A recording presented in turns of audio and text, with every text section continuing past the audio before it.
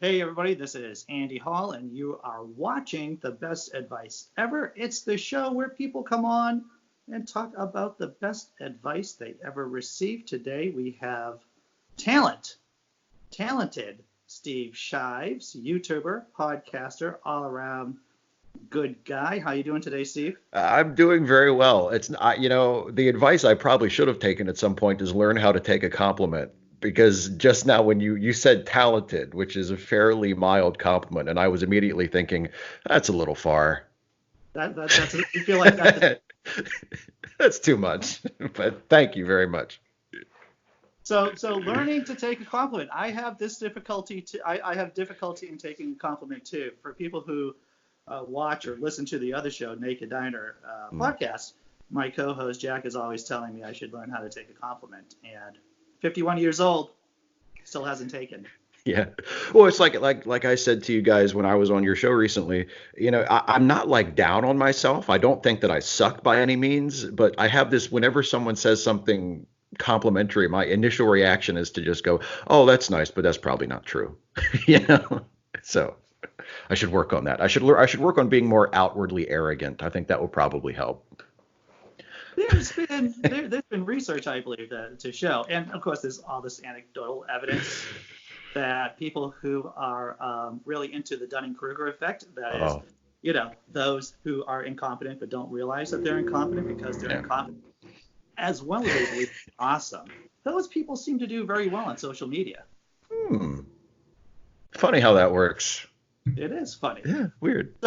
So did someone tell you should, learning how to take a compliment, or did you figure this out yourself? No, yeah, see, that's not the advice I was going to talk about, but yeah, I guess I just kind of figured it out for myself because I've noticed that it's annoying, and I know it's annoying for me when I give someone a compliment and they're like, "Oh, go on," like I feel like, no, come on, just take a compliment. So I feel like, if you do that too much, it comes off as false humility. And like, I don't want it to Right. come across as false. You're like, I secretly know I'm pretty great, but I just want to, pretend that I'm this modest guy. So yeah, it's probably just, usually what I do is I just go, oh, well, thank you very much, you Yeah, know. So that is a good policy to have.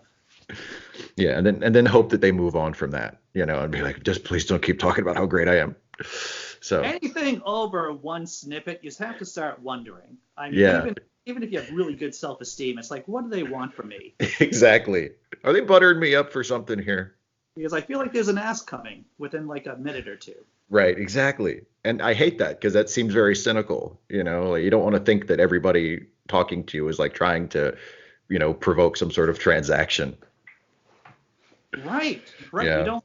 But unfortunately, in what is it? Capitalism. That's a system, right? Like that's the that. thing. Yeah, There does seem to be a lot of that going around. there does. Yeah. One of the inherent problems with the system that perhaps we'll figure out a way around at some point. Well, to live is to hope. Right? This, yes, indeed. So, dude, what is the real best advice then? The real best advice. So this advice came to me from my grandfather, who was I we he and I is my father's father, and we were very close all through his life. And he died about 15 years ago, but we he was like basically like a second father to me. And I have this vivid memory of talking to him once, and I was anxious about something. I can't remember. This was long enough ago that it might have been something to do with school or, college maybe. Um, but he said to me, or maybe it was even longer ago. It might have been when I was like a teenager going for my driving test. I can't remember exactly when it was, but I remember we had this conversation.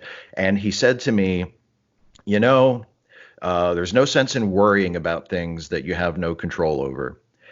And he said, if I owe someone $5,000 and I need to pay them tomorrow, and I know I don't have the money, I'm at least going to get a good night's sleep tonight because that's not going to help anything.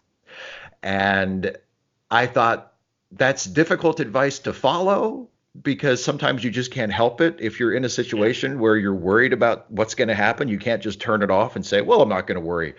but I feel like that's great advice.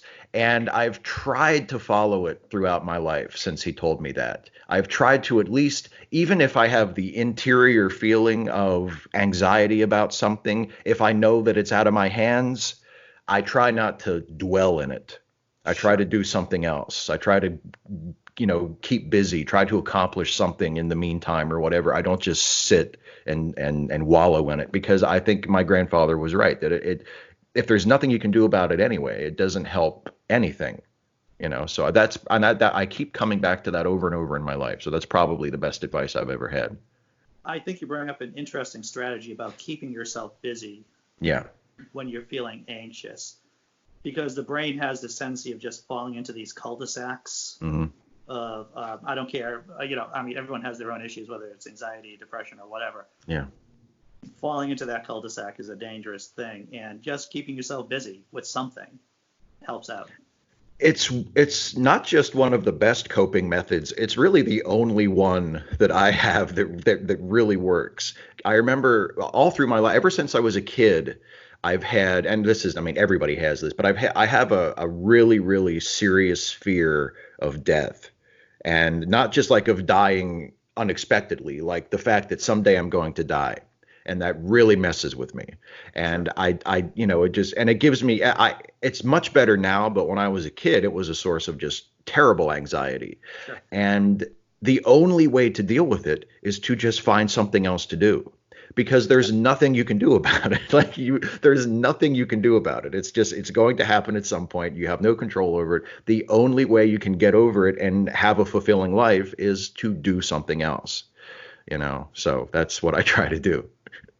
When I talk to my own kid, to my kids, I have a 14 and a 17-year-old. Yeah. I tell them that there's no golden bullet Mhm. in dealing with the big issues, but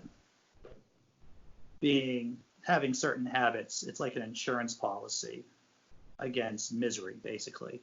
Yeah.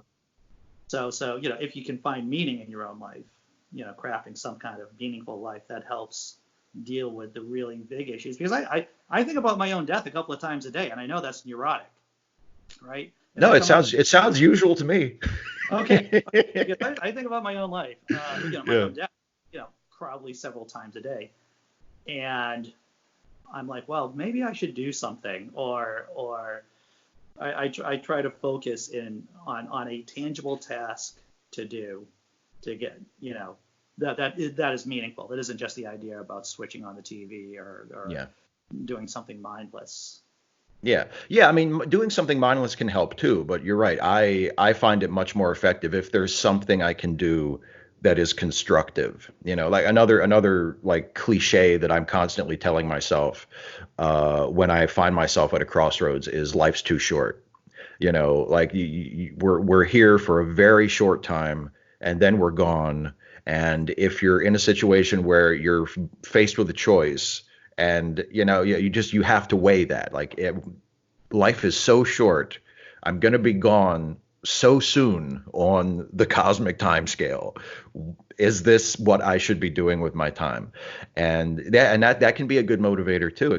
It's a clarifying thing. It's scary and depressing, but it's also incredibly clarifying when you're like, okay, life's too short. Is this really what I want to do? Do I really want to waste my time doing this? Do I want to find something else to do? So it works the other way too. You can That think that like, oh, yeah, there's a positive feedback loop, because you're right, the anxiety can help crystallize what you have for meaning yeah, too in your life. That's very interesting. yeah.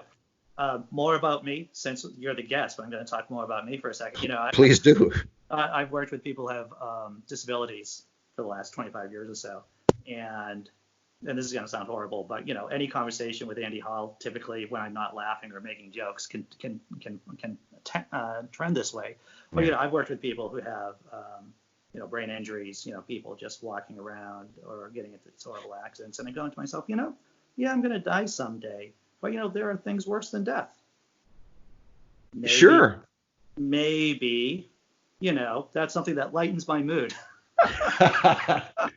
Well, see, that's the other thing about having a somewhat of a death fixation.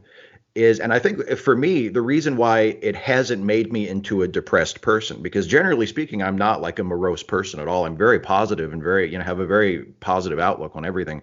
But is, I have this really warped, dark sense of humor, Yeah. where I can make jokes about really, really depressing things and they make me feel better. They might not make anybody else around feel better. Like, Sure.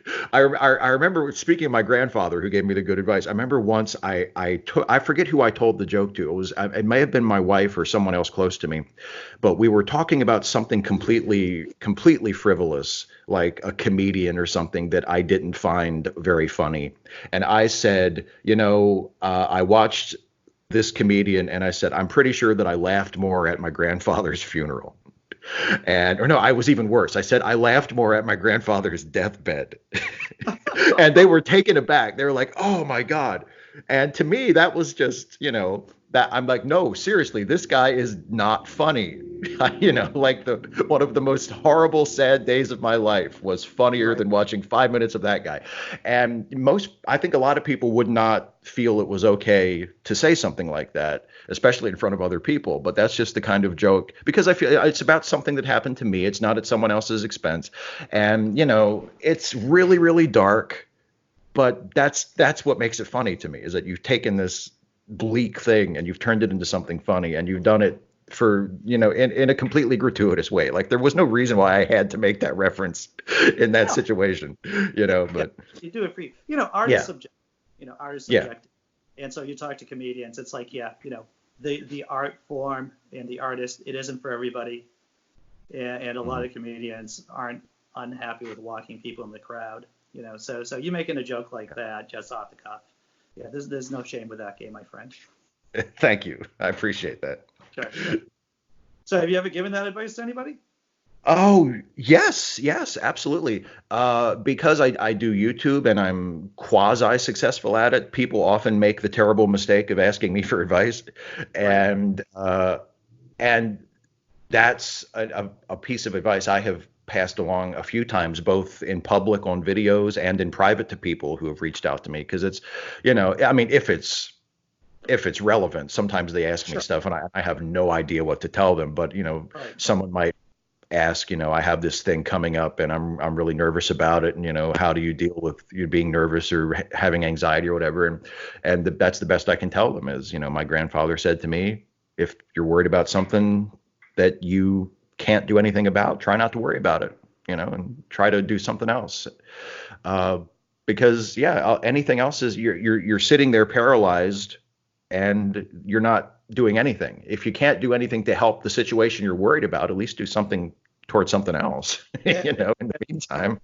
I was a psychology undergraduate, and there's something called the Yerkes-Dodson law. If you Mm, think of a bell curve, um, the curve itself, what is it? The x-axis is the height. I think it's about how much productivity you do. So that's the vertical axis, and the okay. horizontal is about how much anxiety you have. So when you have very low anxiety, you don't perform at all. Yeah. But when you have really high anxiety, you don't really perform well at all. Yeah. It's about getting into that baby bear kind of zone that you're not too anxious, but you're not falling asleep at the wheel either. Yeah. And That makes sense. yeah. So yeah, it's a real thing. It is. Yeah. Yeah. And so having that kind of attitude of being able to manage the anxiety to an appropriate zone. Yeah. That's Mm, it. Because for myself, I run hot. So if I'm going to be my natural spot on that graph is being too anxious. So having that kind of advice puts me into more of a, like I said, a baby bear zone. yeah. Yeah. I guess it's just about finding the sweet spot like it is with anything else, you Yeah. know. Sure. Yeah. Well, that was some great advice, Steve Shives. Well, thank you. I hope it helps anybody who happens to hear it. I'm sure it will. Where can people find you online, sir? They can find me at youtube.com/Steve Shives, and they can also listen to me on a couple of podcasts on the Let Me Listen podcast network, the Late Seating podcast and the Ensign's Log. You can find those on SoundCloud or at letmelistenpodcasts.com. You are ubiquitous, sir. Everywhere. Well, thanks again for coming on the best advice ever. Absolutely. Thank you. All right, take care, man. All right, you too.